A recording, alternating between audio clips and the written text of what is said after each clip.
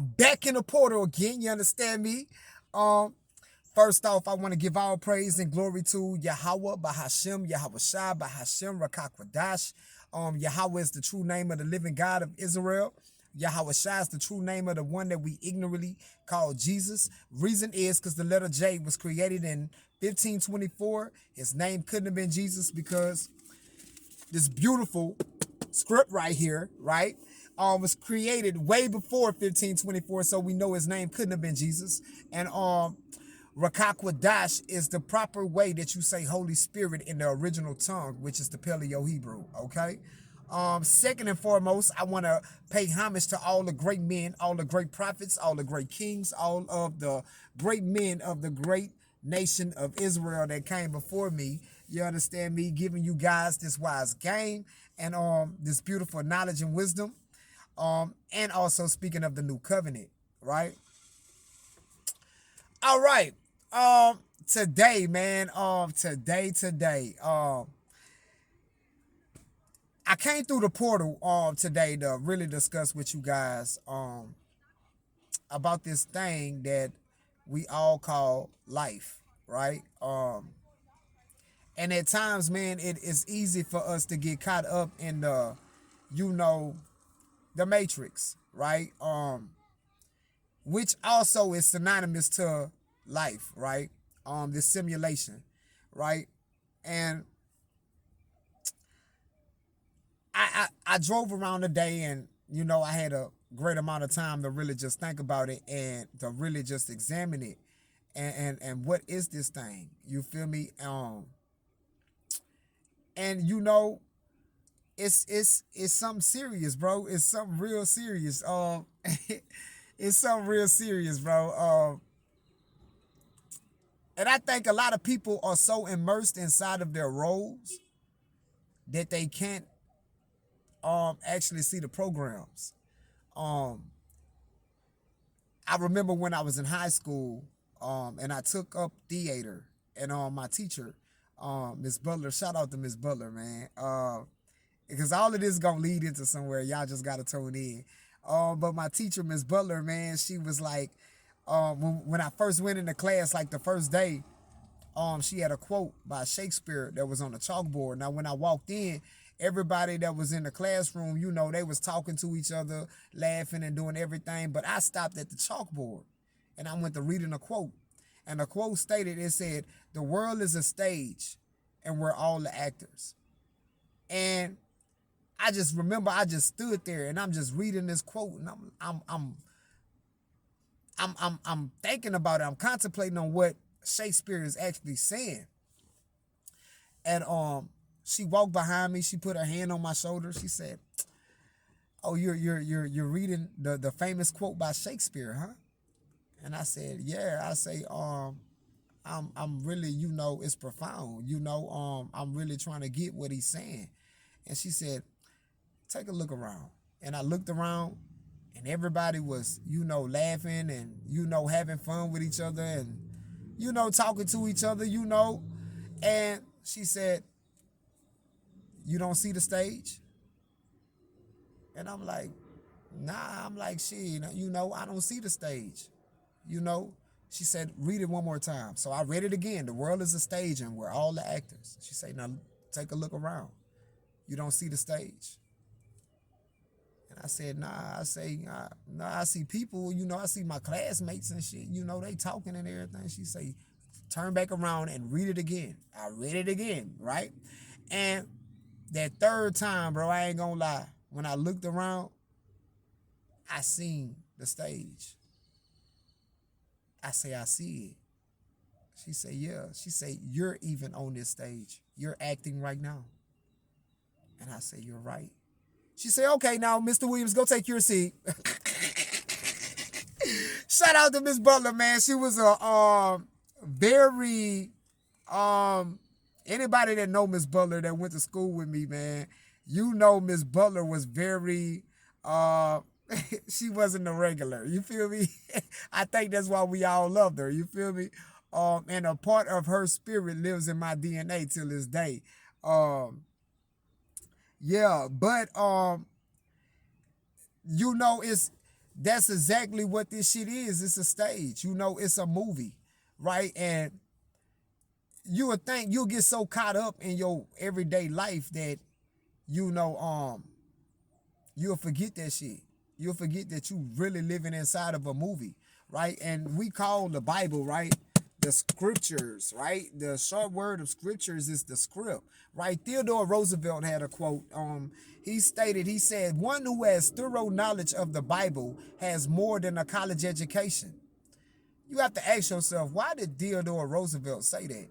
And why the fuck is so many people running the colleges, getting college education, when the top leader, right, of the country of America of that time frame stated and said one that had thorough knowledge of the Bible had more than a college education? And you know, you would have to be totally a fucking NPC to go to college. You know, I'm just saying, you know, I'm not saying, but that's gonna go further into my lesson on why too people do what they do, right? But once you read the script, you know you have more than a college education because you know the past, present, and future. So you basically learn how to maneuver, right? You basically become an awakened one. And there's some people that done read the Bible over and over and over, and they still don't get it. They still don't know the past, present, and future. They still don't know who the characters are. They still don't know, right? NPCs, right? They just wasn't chosen for it. Um, but you know, and I got to go back to Miss Butler. Miss Butler also said something that was very she said something that was very, you know, profound to me. You know, she said, I'm making you guys more charismatic in your life. You know what I'm saying? And I believe that. I believe she did do that. I believe that, you know, she taught us how to be more charismatic, because anything I do now, I'm very charismatic with it. It brings the storyline to life. Um, you know, and each one of us are living in a storyline. You know what I'm saying? Each one of us, you know, that's what it is. It's just a straight storyline, you know. And but the main question, right? And I got this from the Matrix, right?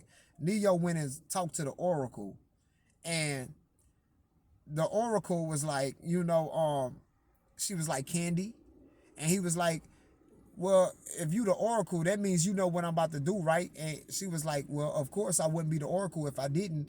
And he was like, well, you know, in order for you to be the Oracle, that means that you're running off of your own program, that you're part of the machine. You're also part of the program. And she was like, okay, yeah, you're on point.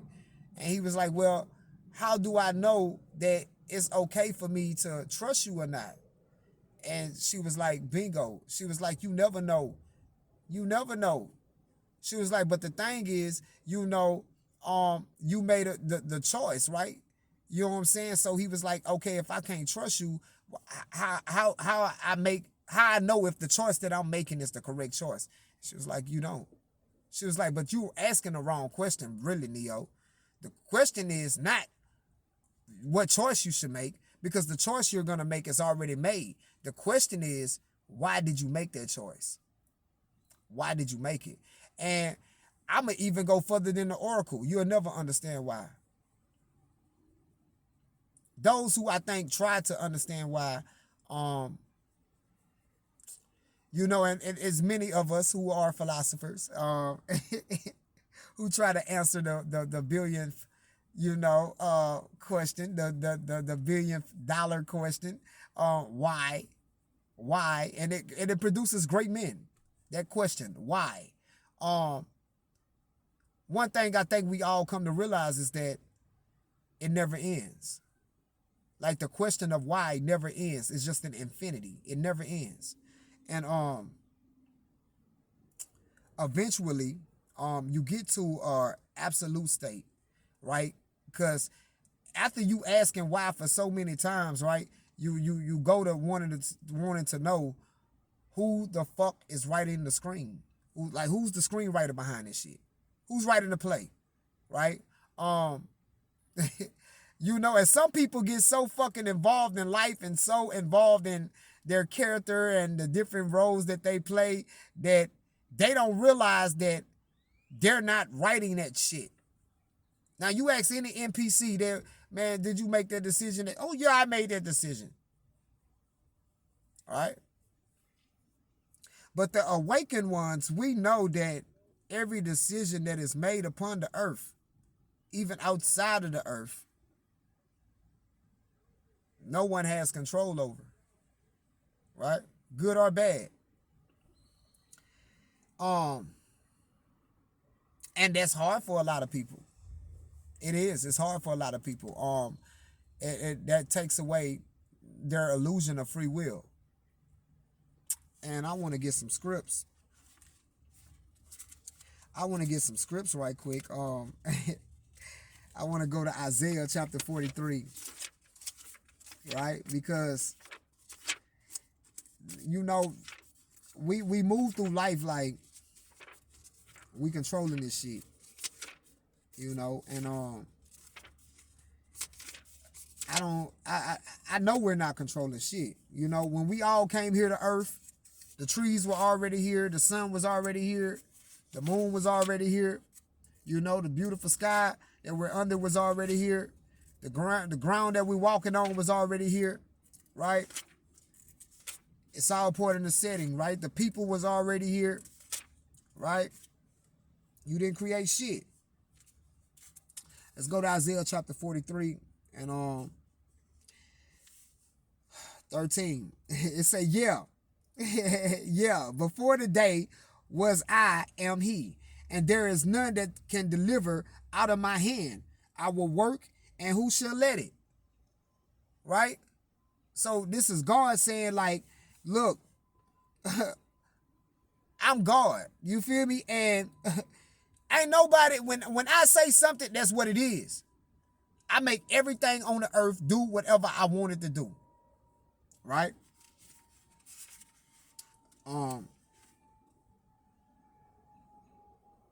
Let's see what God say, man. Let's see what else God say, right? This is what people have a problem with, you know. It says, I form the light and create darkness. This is Isaiah 45:7. It says, I form the light and create darkness. I make peace and create evil. I, the Lord, do all these things. What's saying that? I need any Christian out there right now. I need any motherfucking Christian out there that just heard me read that. I want you to get in my comment section and I want you to answer the question in that verse, Isaiah 45:7, where's Satan? Where's Satan at?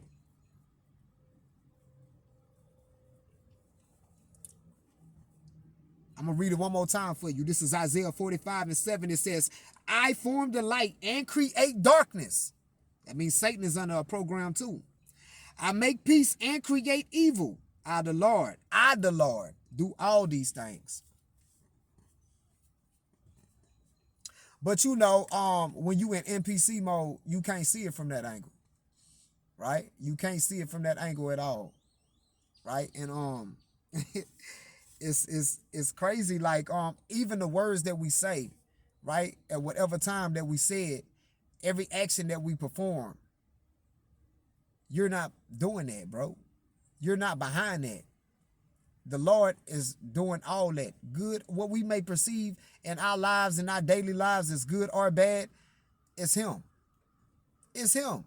I'm in a whole nother realm right now. The screen is so lit. Like, I'm in a whole nother realm. Like, I am. Like, oh my goodness. The screen is lit.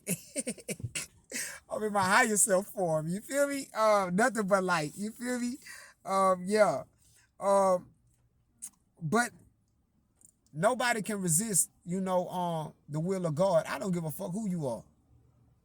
I don't give a fuck. Outkast had a song, and Andre 3000 said in the song, he say, you can paint a pretty picnic, but you can't predict the weather. That was that Miss Jackson song. That was the realest fucking lyric that any songwriter, I think, probably could have ever said. Like, that was some real shit. And we forget that.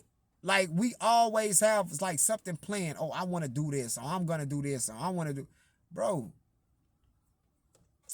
Um, if God don't want you to do that shit, or if God wants you to, you gonna do it. If not, you ain't gonna do it. That's just as simple as that. I stopped saying what the fuck I was gonna do, dog. Like once I started coming into this understanding, I was like, bro, I ain't got no control of none of this shit. Man, I am full of light right now. This shit is crazy. Like, this is wild. I promise y'all I'm not doing that shit at all. Like, for real. I'm just lit. I guess this the SR and all the vibe I'm on right now and everything. Yeah, I'm in a whole nother realm. Shout out to the angels and everyone. You feel me? Yeah. But I want to go to Romans, man. Romans. Paul said it so beautifully. Paul said it so beautifully because we're in a game. We're in a simulation. And at certain times you'll wake up and realize that this is a simulation because, like, let's say, and I know this, y'all done experienced this, the ones who are listening to me and are awakened. Some of y'all, done woke up and went right back to fucking sleep, and it wasn't your choice, but, yeah, but you got a car, right? You got a brand new car. Now, before you got that car, you didn't see that car at all, on the road at all, period, right? But as soon as you got that car, everywhere you look up, you seen that fucking car. That's the Matrix, dog. That's how this shit operates, dog. And there's nothing none of us can do about it. None of us. Nothing that none of us can do about it. But we gonna go get Paul right quick. Right? That lets you know that you living in a real live simulation. Right? And you got NPCs, right? The extras in your movie. They just there to make the movie look good. Let's go to Romans. Man, this is crazy. It is lit. Like, I am really in the heavenly realm right now. Like, for real. Let's get Romans, man. Paul hit a very valuable point. Man, y'all, if the light is blinding y'all, I'm so sorry about that. I have no control over it.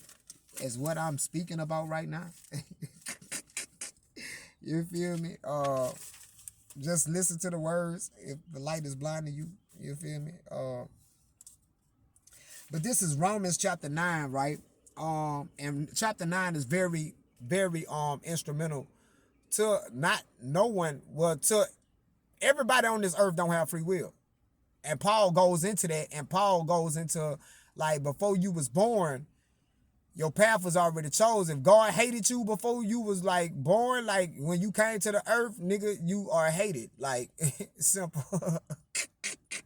You can't change it. There's nothing you can do. So, we're going to start from 13. It says, as it is written, Jacob have I loved, right? But Esau have I hated, right? Matter of fact, I'm going to start from 11, right? It say, for the children being not yet born, that means that Jacob and Esau wasn't even born yet, right? Neither having done any good or evil, which means they wasn't on the earth yet to display any type of character yet, right? That the purpose of God, according to the election, might stand, not of works, but of him that calleth, right? So, which means that God, before Jacob and Esau even physically manifested on the earth, God already had wrote down and said already that Jacob was going to be the chosen one and Esau wasn't, right? Jacob was going to be the one that he loved, and Esau was going to be the one out the movie that he just didn't give a fuck about. He hated. That's the screenwriter. He wrote the screen that way. Now, if you got a problem with that, don't get mad at me. Go take it up with the screenwriter, which I know you ain't got the balls or the motherfucking pussy to do. You understand me? So just shut the fuck up and listen. It was said unto her, right, Jacob and Esau's mother, right? The elder shall serve the younger. And as it is written, Jacob have I loved, but Esau have I hated. Right? What shall we say then? This is the most important part right here, right? Watch this. What shall we say then? Is there unrighteousness with God? question. Paul is asking a question. Is there unrighteousness with God? Because God said before Jacob and Esau came to the earth that Jacob was the one that he was going to love forever and Esau was the one that he was going to hate forever. Is there unrighteousness with God? Is God wrong for that? Let's see what Paul say. God forbid, in modern day terminology, fuck nah. God ain't wrong. Get your bitch ass on somewhere, NPC, if you do feel like God is wrong. Right?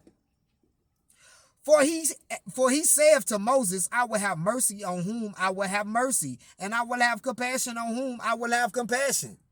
Simple. Simple. Right? You not the screenwriter of this shit. Pardon me for that. Somebody always, that it has to, I guess my phone had to compliment and confirm, right? You're not the screenwriter of this shit. You feel me? You didn't write the script. You're only an actor. You're playing a role, right? You didn't write the fucking script, okay? And the Most High who wrote the script on your character, he can have mercy on you, he can have compassion on you, or he can choose not to. Nigga, he ain't got to give a fuck about you at all. That's his role, right? That he the creator. So then it is not of him that willeth, nor of him that runneth, but of God that showeth mercy. So, nigga, if you doing something in this life, right, or if you the Most High have raised your status, or let's say you do have a little money on you or whatever, it's the Lord that did that for you, King. You ain't did shit, right? You understand me? For the scripture saith unto Pharaoh, even for this same purpose have I raised thee up, that I might show my power in thee, and that my name might be declared throughout all the earth. And that's what happens, man. Like, it be people, bro, that the Lord will raise up just to show his power through them, because he getting ready to knock them the fuck down. These people be people that people look at and be like, oh, they can never fall, or they can't ever do no wrong. But then some shit fucked off happened to them, and it remind everybody, oh, they human too.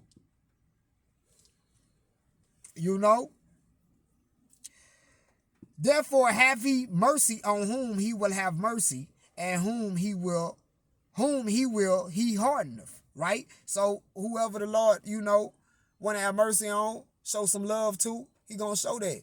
Whoever he want to harden their heart, to make them feel like, they doing it, he gonna do that, right? For thou wilt say then unto me, why doeth he yet find fault? For who have resisted his will? You know what I'm saying? That's the point right there, right? Nobody has resisted his will. You're not going to resist his will, bro. Like, that bitch you fuck, the Lord made you fuck her. Right? For whatever reason. You might hate your baby mama right now. If you're female, you might hate your baby daddy right now. But at that moment of time, the Lord wanted y'all to fuck, to bring that baby. For whatever reason that the child was supposed to be here. But y'all don't even have control over what the purpose of the child was. Right? But people, if you ask an NPC, they be like, that was a bad decision that I made. People like that, I don't really even try to fuck with them. Because I know they're NPC. They really believe every decision that they're making. Foolish. Nay, but, oh man, who art thou that repliest against God? So what Paul is asking, like, who the fuck are you to basically say what I just said stupid NPC motherfuckers do? I made that decision. Who the fuck is you? Right? Who is you? Right? Shall the thing formed say to him that formed it, why hast thou made me thus? So, like, that's anybody, bro. Like, any situation that you get in that you might not like, who the fuck are you to say that, man, why God put me in this?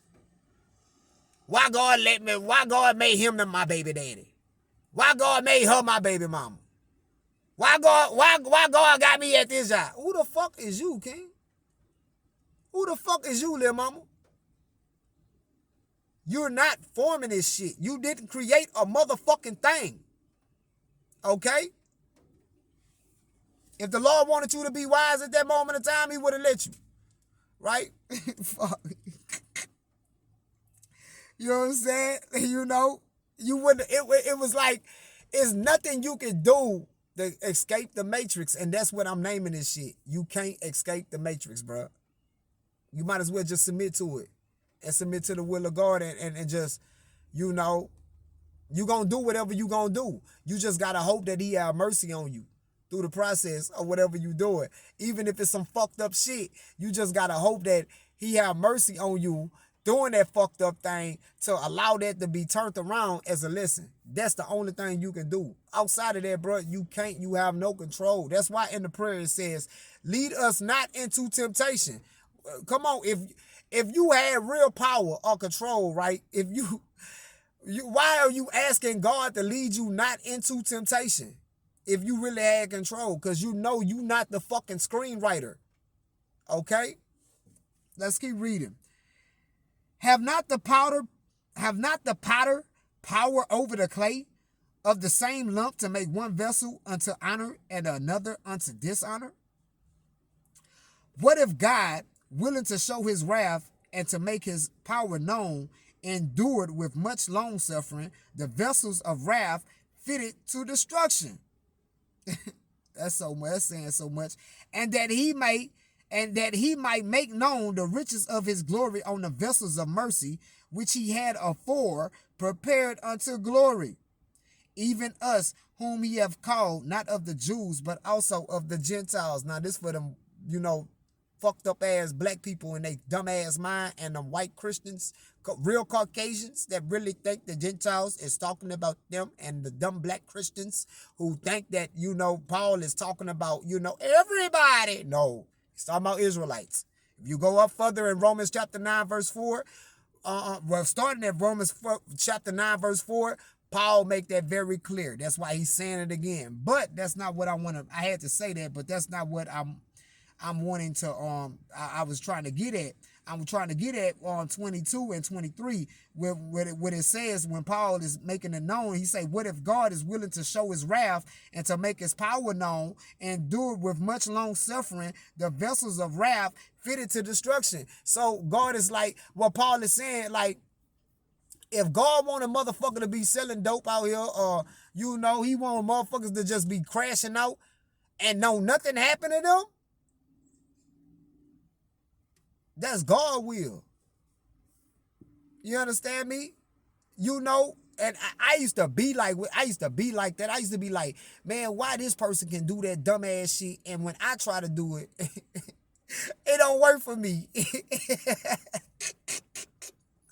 know what I'm saying? That's because they was written in the movie to do that. They can't even escape it. I know niggas right now, bro, that used to tell me, man, I wish I could get out the dope game, bro, but I can't. It's like something holding me here.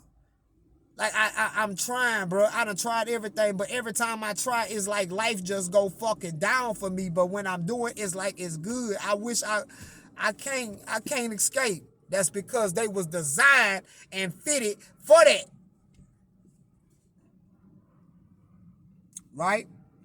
And that he might make known the riches of his glory on the vessels of mercy, which he had afore prepared unto glory. That means that before, these individuals that he's showing mercy on, right, even the ones that are fitted for destruction, right, before they came to the earth, God already knew. He already had wrote it out. Yeah, you gonna do this, and you gonna do this, and you gonna do this, and you gonna do this, right? There's a part in the Matrix, right, where Agent Smith come across on Neo, and he say, Mr. Anderson, I want to take from you what you're trying to take from me. And Neo was like, what? He was like, my purpose. That's what the Agent Smith told Neo. I want to take your purpose. If you try to take the purpose from me, right? My purpose is to stop you, right? But you trying to take that from me, right? I want to throw these brothers out here, Mo 3 and on Yella Beezy. Since I'm saying that, when Mo 3 was on the earth, may peace and blessings be upon Mo 3 life, right? And I had a pleasure of meeting Mo 3. I'll talk about that in another video. He was a Gemini like me, you know what I'm saying? Shout out to Mo3. May peace and blessings be on his life in the afterlife. You feel me? Because the Matrix don't stop. He's just experiencing life from a total different viewpoint at this moment of time, right? In total bliss, in total light, right? Only my real ones gonna understand what I'm saying. But when Mo3 was upon the earth, his purpose included Yella Beezy. If y'all ain't paid attention, since Mo3 been gone, Yella Beezy life ain't been the same. He ain't had a hit since. Matter of fact, it's like life is saying to him, like, you have no existence here no more. You know what I'm saying? Life is trying to get rid of him. Right? And it be like that. It be like that. Without Tupac, you wouldn't have had a Biggie. And without Biggie, you wouldn't have had a Tupac. Right? It be like that. Without good, you don't have evil. And without evil, you don't have good. Right? You need them both. They both serve their purpose. You need them both. But the author and the creator and the screenwriter behind both scenarios is the Most High God, right? And there was a part in the Bible where King David, he seen Bathsheba.